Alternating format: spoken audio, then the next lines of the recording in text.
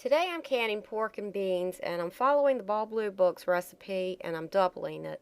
I'm using a total of 4 pounds of dried navy beans. And someone wrote me a long time ago and said that they had used this recipe and their beans had ended up dry and crunchy and wanted to know what went wrong.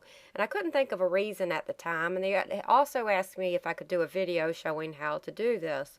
So I apologize for taking forever to get around to this, but better late than never. I've used this recipe before and it turned out fine, but as I was doing it this time I realized what could lead to dry, crunchy beans. The first thing I did was pick through the beans, remove any bad ones, I rinsed them, then I put them in a pot. Then you're supposed to add water to cover by 2 inches. Then you're supposed to boil the beans for 2 minutes, remove them from the heat, and let them soak for 1 hour. Now here's where the problem is.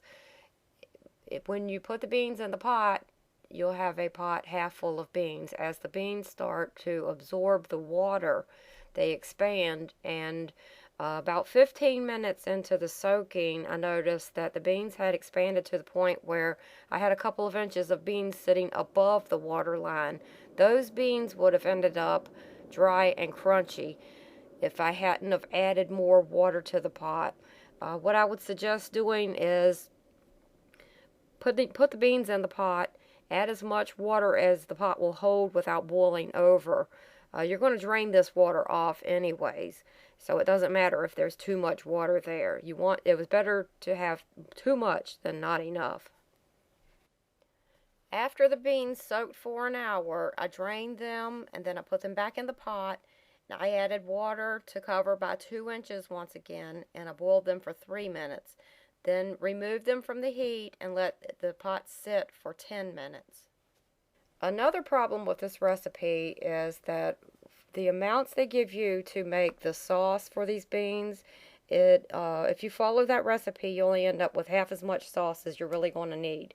And since I'm doubling this recipe, it gets mighty confusing trying to sort out just exactly what you should do. So what I'm going to do is give you the amounts that you should use for 2 pounds of beans. You need 2 quarts of tomato juice, 2 cups of chopped onions, 6 tablespoons of sugar, 4 teaspoons of salt, half a teaspoon of cloves, half a teaspoon of allspice. Now bring that sauce to a boil, and when the beans have finished their second soak of 10 minutes, then you'll be ready to can. So here's how I canned them. I took a hot jar and I filled it half of the way with the beans. You're supposed to use salt pork in this, but I used some country ham instead. Put a few pieces of country ham in, and then add more beans to the jar until it's 3/4 of the way full. You don't want to put too many beans in these jars because after they are canned, they are going to expand even more, and in the end these jars will be completely full of the beans. And then I added the sauce, leaving 1-inch headspace.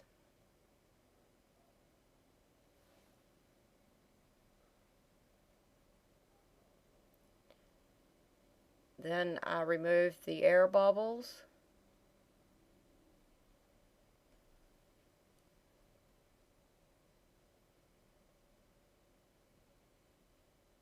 I added a little more sauce to make sure I had the 1-inch headspace. And then I wiped the rim of the jar clean.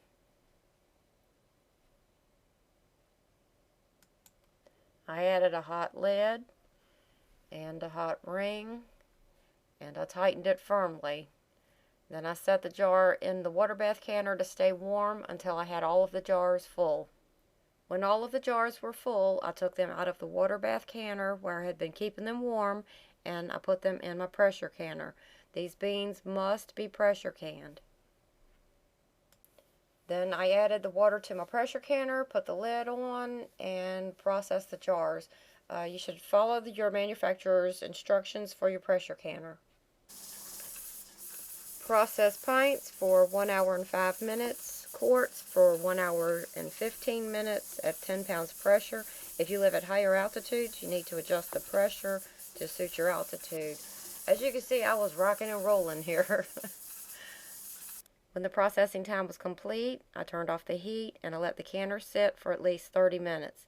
Then I removed the lid and I set the jars on a towel on the counter to cool. The next day, remove the rings, wash the jars, write pork and beans on the top and the date that you canned them. After you can these, the beans will be kind of compressed in the jar and the tomatoes will be kind of separated in there. So I just shake them up and loosen up the beans and distribute the tomato sauce throughout the jar. Here's how they turned out. They taste just like your standard store-bought pork and beans, except lately when you buy pork and beans from the store, you get almost all sauce. You get a better proportion this way. And as you can see, even though the jars were filled about 3/4 of the way full with beans, they're now almost to the 1-inch line full of beans. So that's how I can beans. I hope it helps.